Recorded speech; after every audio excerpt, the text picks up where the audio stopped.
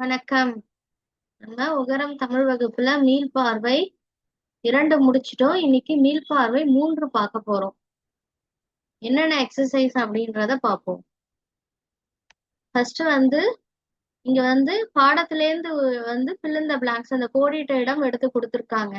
அதுக்கான ஆப்ஷன்ஸ் இங்க இருக்கு.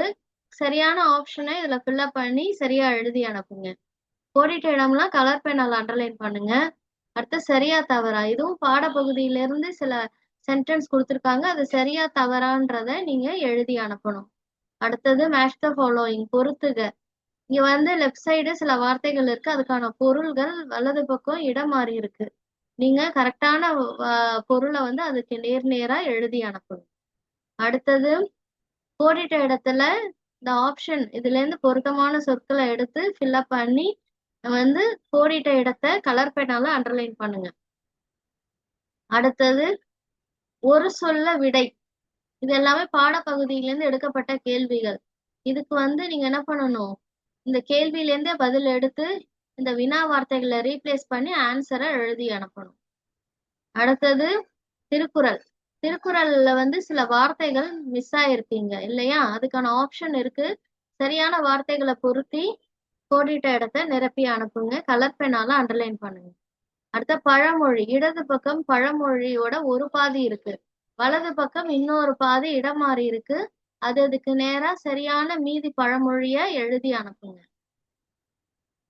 அடுத்தது ஆங்கில சொற்கள் கொடுத்திருக்காங்க இல்லையா, அதுக்கான தமிழ் மீனிங், தமிழ் பொருள் நீங்க எழுதி அனுப்பணும். இது மரபு தொடர். மரபு தொடருக்கான பொருள், மரபு தொடர் இடது பக்கம் இருக்கு, அதுக்கான பொருள் வலது பக்கத்துல இடம் மாறி இருக்கு. அதுக்கு நேரா சரியான பொருளை எழுதி அனுப்புங்க. அடுத்தது இங்க கேள்விகள் இருக்கு, அதுக்கான சரியான விடையை எழுதி அனுப்புங்க. சரிங்களா? அந்த விடை எல்லாமே புக்கை பார்க்காம தான் எழுதணும். இது விடுகதை. இது ஒரு ஆப்ஷனா தான் நான் ஆன்டி கொடுத்துருக்கேன். சம்டைம்ஸ் எக்ஸாம்க்கு உங்களுக்கு பயனுள்ளதா இருக்கும்னு சொல்லிட்டு. விடுகதைக்கான கேள்விகள் இருக்கு, அதுக்கான ஆன்சர் ஆப்ஷனா கொடுத்துருக்காங்க. ஒவ்வொரு கேள்வியும் எழுதி அதுக்கு கீழே அதுக்கான ஆன்சரை இந்த ஆப்ஷன்ல இருந்து சரியா எடுத்து எழுதி அனுப்புங்க.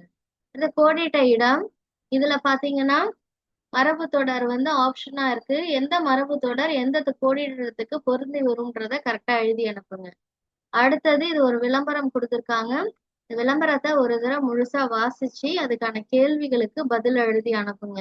அடுத்தது டிரான்ஸ்லேஷன், மொழிபெயர்த்தல். தமிழ்ல இருக்கு இல்லையா, இது எல்லாத்தையும் ஆங்கிலத்துல மொழிபெயர்த்து அனுப்பணும். நீங்க ஓனாதான் அதை செஞ்சு அனுப்பணும். ஹெல்ப் எடுத்துக்க கூடாது, ஏன்னா எக்ஸாம்ல எப்படி வேணா வரும், அதனால பழகிக்கோங்க.